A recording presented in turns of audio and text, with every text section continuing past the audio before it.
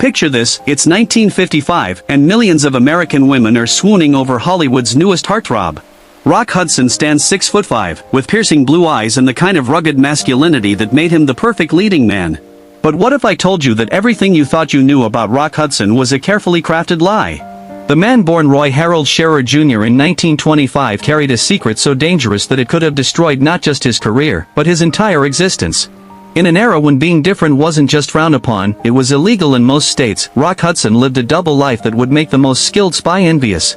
Our story begins in a small Hollywood office in 1948, where a nervous young man named Roy sat across from talent agent Henry Wilson. Wilson had a reputation for creating stars, but he also had a very specific type of client. "You're going to be Rock Hudson," Wilson declared, and with those words, Roy Scherer ceased to exist. But here's what the studio publicity machines never told you: Rock Hudson wasn't just playing a character on screen. He was playing one in real life, every single day. Imagine living in constant fear that one wrong move, one careless word, could end everything you'd worked for. The Hollywood studio system of the 1950s was ruthless. Stars were property, their images carefully controlled and manufactured. Universal Studios paired Rock with a series of beautiful leading ladies: Doris Day, Jane Wyman, Elizabeth Taylor. The chemistry seemed real on screen, but behind the cameras, Rock was fighting a battle that few people knew existed. In 1955, studio executives made a decision that would haunt Rock for the rest of his life. They forced him into a marriage with Phyllis Gates, his agent's secretary. The wedding was a Hollywood spectacle, photographed and celebrated in every major magazine. But those who knew Rock personally witnessed something heartbreaking at that ceremony: a man sacrificing his authentic self on the altar of public expectation. Now here's where the story gets really interesting, and I want you to think about this. What would you do if you had to pretend to be someone completely different every day of your life? How long could you maintain that facade? Phyllis later revealed in interviews that she suspected the truth from the beginning, but the pressures of the time made it impossible to address. She spoke of lonely evenings, of a husband who seemed distant and troubled, of a marriage that existed only for the cameras. The divorce came 3 years later, citing mental cruelty, but the real cruelty was what society was doing to both of them. Rock's closest friends from that era paint a picture of a man living in constant anxiety. Tom Clark, a makeup artist who worked with Rock for over 2 decades, described finding him in his dressing room after filming, hands shaking, staring at himself in the mirror. He would say, "Tom, I don't know who I am anymore," Clark recalled in a 1986 interview that was buried by the studios. The weight of deception began showing in Rock's performances.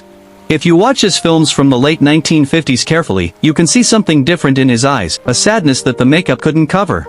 His co-star Elizabeth Taylor noticed it too.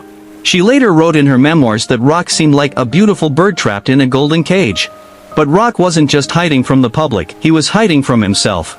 Dr. Rebecca Martinez, who researched Hollywood's hidden histories, discovered appointment records showing that Rock regularly visited a psychiatrist under a false name. The sessions, according to fragments of notes found in estate sales, revealed a man desperately trying to reconcile his public persona with his private truth. The 1960s brought some relief. Rock found love with Mark Christian, a relationship that lasted for years but had to be conducted in complete secrecy. They lived together, but when reporters came calling, Mark had to hide in backrooms or claim to be just a friend visiting.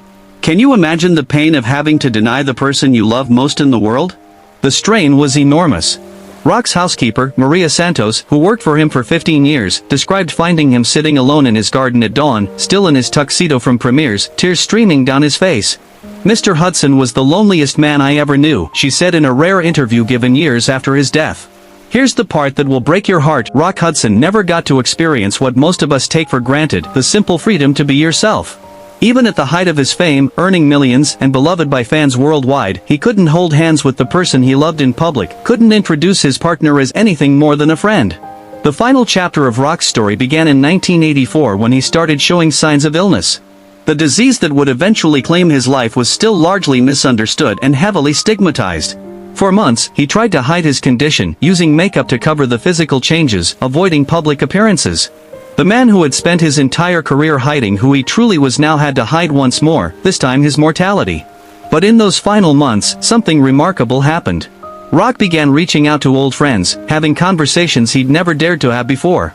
He told them about the love he'd found, the happiness he'd experienced in private moments, and the regret he felt about living so much of his life in fear. When Rock Hudson died on October 2, 1985, he left behind more than just a collection of classic films. He left behind a legacy that would eventually help change how society views authenticity and acceptance. His death sparked conversations that had been whispered about for decades. The letters found in his personal effects after his death revealed a man of incredible depth, intelligence, and sensitivity. Love letters, poetry, and journal entries showed the real Rock Hudson, the person the world never got to meet. One entry, dated just months before his death, simply read, "I wish I could have been brave enough to be myself sooner." Rock Hudson's story isn't just about Hollywood glamour or hidden secrets. It's about the price of living inauthentically, about a society that forced people to choose between love and acceptance, between truth and success. I leave you with the song Rock loved to listen to in his private moments, "The Way You Look Tonight" by Frank Sinatra. See you in the next video.